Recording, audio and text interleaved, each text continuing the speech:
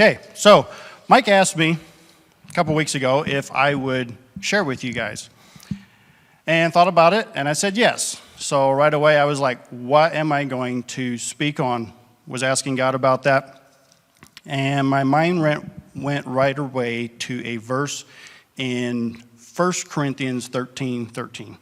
I had read this verse recently, and it kind of got me thinking a little bit, but I didn't really dig into it much deeper. But when he asked me to share, I was like, there we go. So 1 Corinthians 13, verse 13 says, 3 things will last forever: faith, hope, and love, and the greatest of these is love. How many of you guys understand the word forever?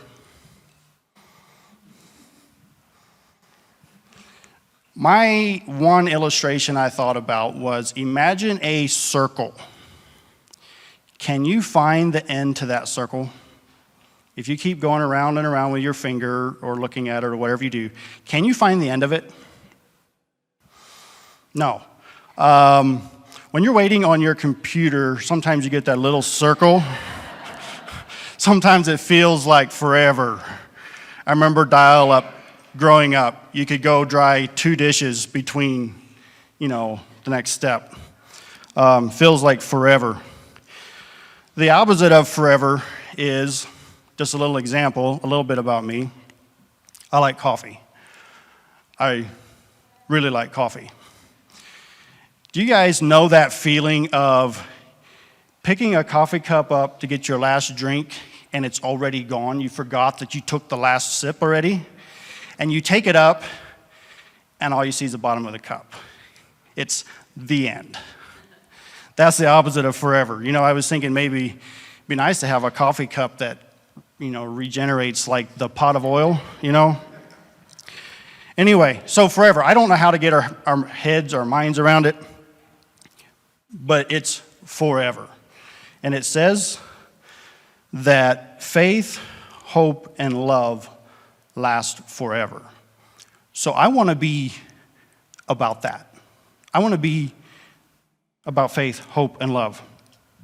So I thought I would start out by looking at some word definitions. Faith.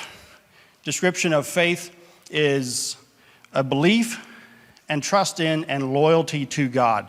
So this is more of a religious definition. It could be a belief and trust in and loyalty to kind of anything, really. But we're going to be talking about it today in our relationship with God. So to describe the word faith a little bit, I thought I would use a chair because I thought it'd be the easiest thing to ask to volunteer. So if I have faith in this chair, I believe, because of maybe past experiences of sitting down there, or I can look at it, I can expect it. I have faith that this chair will hold me. And I can practice that faith by sitting down in it, and it works. I have faith in it. Hope. Definition of hope is to desire with an expectation of obtaining or fulfillment. So when I have hope, and I'm going to use the chair as an example again, if I have hope, I can look at it and expect that it's going to hold me, right? I hope that it holds me. I hope that I'm not Goldilocks, that it doesn't collapse out from underneath of me. And that hope, especially if I'm tired, I'm worn out, that hope that chair is going to hold me, I'm going to be able to relax, it excites me. I look forward to that. And then there's love.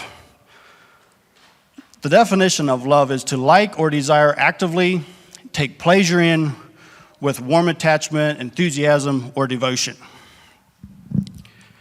So, again, love. Using the example of this chair. This may be just a little bit weird, but that's okay. I love this chair. It's great. I will take a lot of time. I'll make sure that it's clean. I just like being around it. I like sitting in it. I just really like my chair. You know, and if Jeremy asked me to go fishing with him, I'm saying, sure, but can I bring my chair? I really, really, really like the chair. And then in 1 Corinthians 13:13, it says, and the greatest of these is love. So there's 3 things that last forever, but the greatest one is love. And I'm like, why? I want to know why. A question that came to mind, out of the 3, faith, hope, love, which one is the strongest? And I don't want to dig into that a little bit. Just looking at love, and I'm talking about love in kind of just a broad sense, not into some of the technical definitions. But for a couple examples, little girls, at least my little girls, and I'm blessed in this, when I get home from work, they're running to me and like, Daddy, big old hug, moving on. But just that expression of love that they show is just, I absolutely love it. You can't get much better than that. Another example is how do boys like food? They're eating it all the time. They're trying to either steal out of the fridge or the pantry. They can be eating the meal that's in front of them and wondering what's coming next. It's just like they can't get past food. I have a boy like that in my house right now. Okay, another example is how do teenagers love like their crush? Do I have any teenagers here that would like to volunteer how that works? You know, things change a lot if you like someone, right? I mean, you'll change habits, you'll change your personal discipline, you might even change your hygiene, you name it. You love, or you think you love, depending on the situation, you love this person, you think you do. Okay, so how do adults love? Well, a lot of it comes out in the priorities. What are the priorities? Some people really love work, and they work a lot.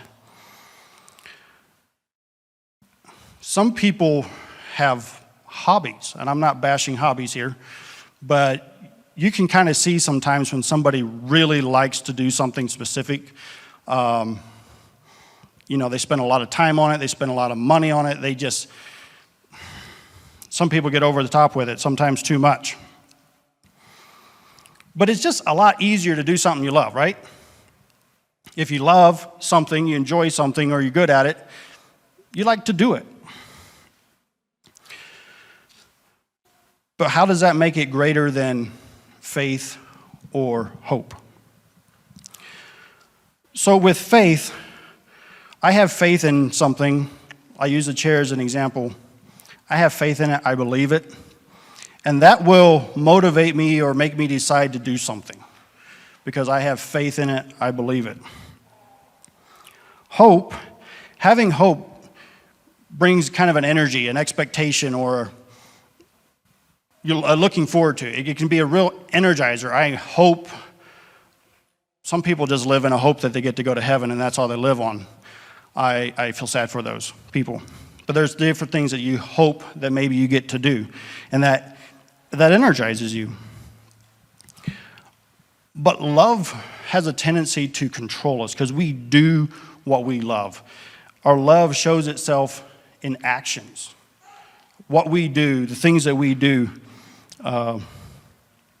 expresses what we love. Now, some people can love the wrong thing, and it totally takes them down a wrong road. And it's been just kind of a startling reminder to me, some observances that I've had recently, and I'm going to pick on us as men a little bit this morning.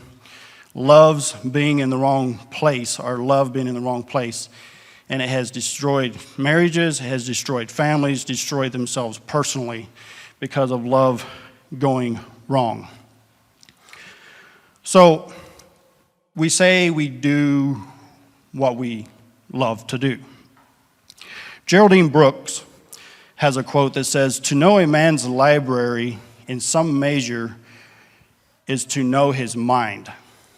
So what a man puts in, what a man enjoys to do, will show you who he is. So just to reiterate this thing that love is an expression.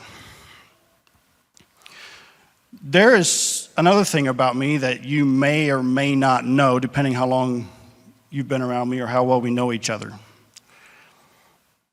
And you don't know it because you haven't seen it, you haven't heard it, you don't know. If you go with me to Cold Stone Creamery and ordered ice cream, you would discover something very quickly. I like chocolate. I like chocolate with chocolate with chocolate. I love chocolate. You didn't know about that before I told you that, maybe. But if you're with me and seen it and seen what I did, you'd be like, that guy, he likes chocolate. He loves chocolate. Makes sense. The other thing that I wanted to clarify a little bit is with faith and hope. There are times that our faith and our hope in something, especially in our belief in God, will lead us to do something that maybe we don't love. And I say this in the difficult things. Because of our belief and our faith in God and our hope in Him, we do things sometimes that we would rather not do. But generally speaking, when you see a person, the things that you see that they do, they enjoy, how they present themselves, whatever, is kind of a representation of what they love. So I got a trivia for you. Got a couple names of some people, and I want you to tell me what they were most remembered for. So let's start with LeBron James. What was he remembered for? Basketball. He's known for what he did, what he loved to do. He disciplined himself. He had faith that he could do it because he practiced. Abraham Lincoln, what was he most remembered for? Freeing the slaves, emancipation. Elon Musk, what's he remembered for? SpaceX? Yes. And then I'm going to answer this one. Abraham in the Bible. He loved God and had faith in God to the point that he placed God over his son. You talk about an expression of love and faith that I continue to hope that I can live up to that. That's a true definition of a man, I believe. So, how do I love? How do I love? Because in 1 Corinthians 13:13 it says that three things last forever: faith, hope, love. And the greatest of these is love. How do we do it? How do I do it? In Matthew chapter 22, verse 36, it says, this is, if I remember this correctly, Jesus is talking, well, the Pharisees were talking to Jesus, and this is Jesus' answers. It says, "Teacher, which is the most important commandment in the law of Moses?" Jesus replied, "You must love the Lord your God with all your heart, all your soul, and all your mind. This is the first and greatest commandment. A second is equally important: love your neighbor as yourself. The entire law and all the demands of the prophets are based on these two commandments." So how do I love, or who do I love? According to Jesus, and he referenced Old Testament law, it says, the greatest one is to love the Lord your God with all your heart, all your soul, all your mind, everything. And he said it's the first and greatest commandment, which parallels very well with what Paul's saying, that love is the greatest thing. In Exodus, it says, the very first of the Ten Commandments, it says, you must not have any other God before me. Kind of in a different way, saying you need to love the Lord your God with all your heart. Don't have any other gods. Don't have anyone else. And then it goes on to say, a second is equally important. Love your neighbor as yourself. So how do you love yourself? You should have a healthy love for yourself. And I'm going to use two extreme examples to try to help create some balance here. Have you ever been around somebody that didn't have good self-worth? Low self-esteem? Just didn't believe in themselves? If you're around someone like that very long, it absolutely drains you. After a while, it's like, man, I got to get out of here. I'm just feeling wiped out. They're just a sponge. The other example is someone that's narcissistic. The first time I ran into this word, even narcissistic, I didn't really know what it meant, but I had a teenager tell me that he was narcissistic. So I had to look it up, and when I looked it up, I agreed with him. So, being narcissistic is when it's all about myself. That's all I care about. I want to talk about me. I want to talk about I want to talk about number one. Oh my, me, my. When you're around someone like that very long, again, you'll either want to leave or you're going to want to hurt them because you think they need to be chopped down just a little bit. Two extremes of either loving yourself way too much or not at all. You know what? God made you. He made you for a reason, and you need to appreciate that. Knowing yourself, knowing who you are, how you operate, protecting that sometimes, not making sure that you're not run out, you're not being taken advantage of. Those things are ways that you love yourself. So in thinking about how we love ourselves, it says the second that is equally important is to love others that way, is the way we love ourselves.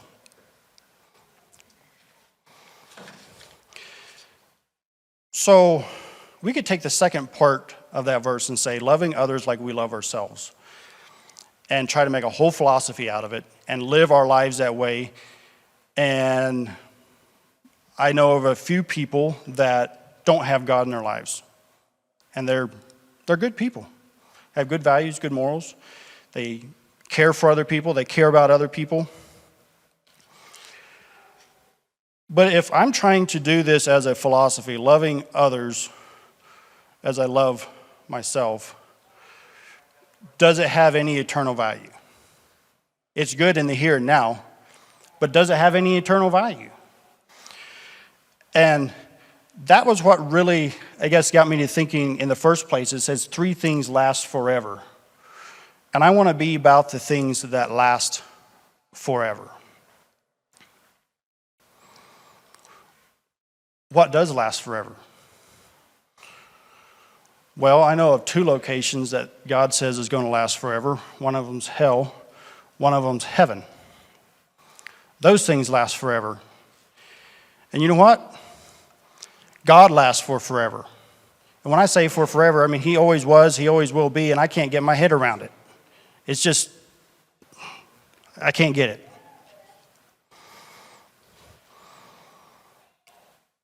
And then we see Jesus saying in the prior scripture that we read, to love God with all of our heart, with all of our soul, with all of our mind, everything in us. That is where our love needs to be.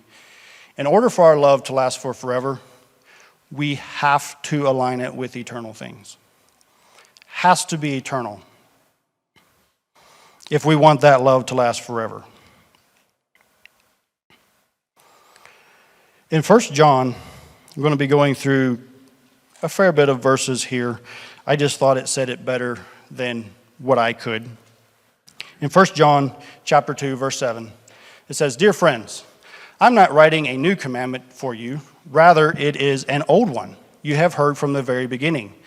This old commandment to love one another is the same message that you heard before. Yet it is also new. Jesus lived the truth of this commandment, and you also are living it. For the darkness is disappearing, and the true light is already shining. Do not love this world, nor the things that it offers you. For when you love the world, you do not have the love of the Father in you. For the world offers only a craving for physical pleasure, a craving for everything we see, and our pride in our achievements and possessions. These are not from the Father, but are from this world. And this world is fading away, along with everything that people crave. But anyone who does what pleases God will live forever. So he gave us a new commandment, and it lines up with the old commandment, to love one another and to love God. And I was thinking about this thing of loving God. How do I try to teach, or how do I try to explain that our lives need to be 100% about God? How do I do it? And I felt like God showed me that that's something that he needs to do. Because I could talk about it. I could try to explain everything. We might get everything up here in our mind. But do we really get it?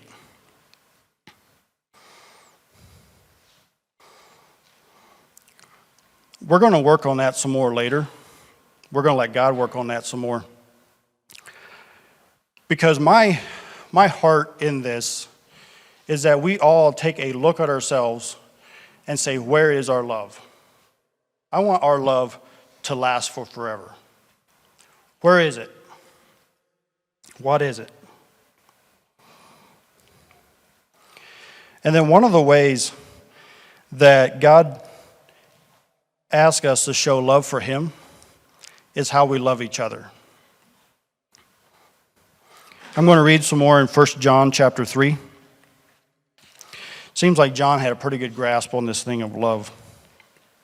John chapter 3, starting in verse 11, it says, "This is the message you have heard from the beginning. We should love one another. If we love our brothers and sisters who are believers, it proves that we have passed from death to life. But a person who has no love is still dead. And anyone who hates another brother or sister is really a murderer at heart. And you know that murderers don't have eternal life within them. We know what real love is because Jesus gave up his life for us. So we also ought to give up our lives for our brothers and sisters. If someone has enough money to live well and sees a brother or sister in need but shows no compassion, how can God's love be in that person? Dear children, let's not merely say that we love each other. Let us show the truth by our actions."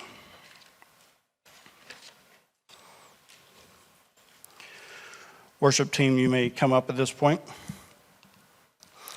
In my life, in this journey of understanding how to love God and how much does God love me, I'm going to share a little bit of my testimony with you guys. I grew up in a setting where it was a very religious setting, and everybody loved God. Everybody said they loved God, and we all went to church together in that church setting. But yet I saw a lot of people get hurt loving God. And I got to the point when I was like 14, 15 years old, I said, if God's going to be this way, and if people that say they love God are going to live this way, maybe not the proper thing, but in my mind it was like, it can all go to hell. I don't want it. I was absolutely turned off.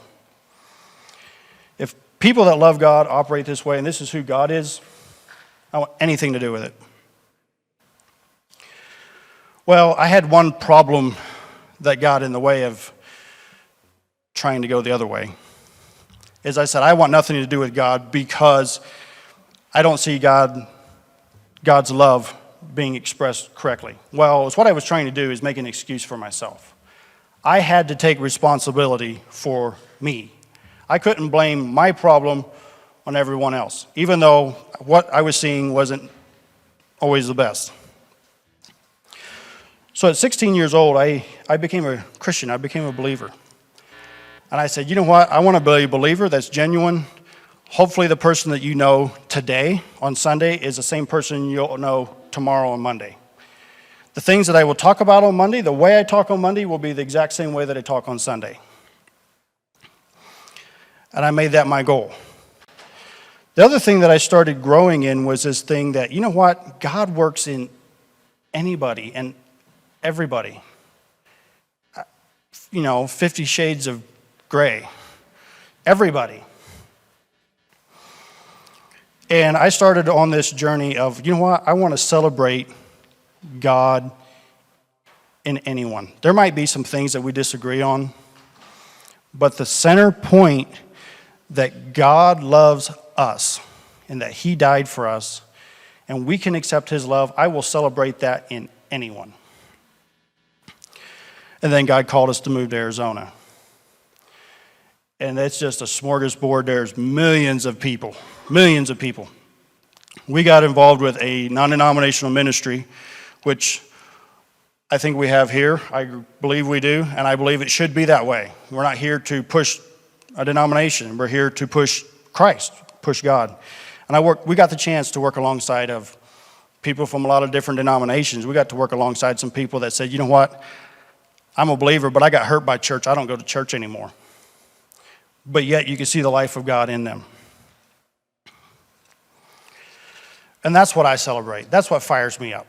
To be able to get together with people, different backgrounds, different walks of life, you name it, and celebrate God and their love for God is what just fires me up. Going to teen camp was just another opportunity. I mean, just 450 different flavors of people.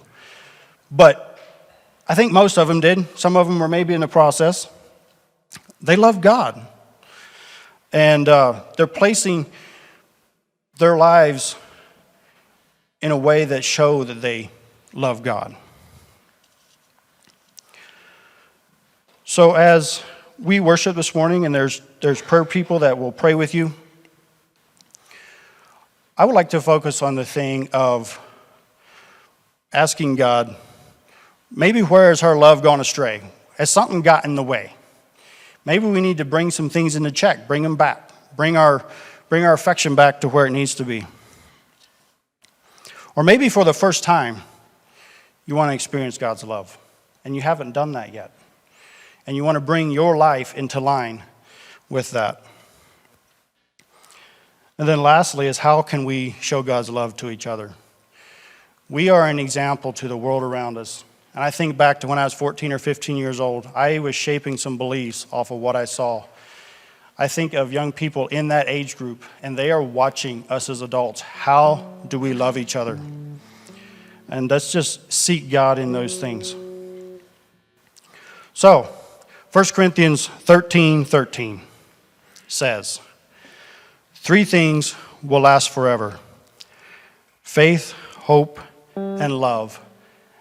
And the greatest of these is love.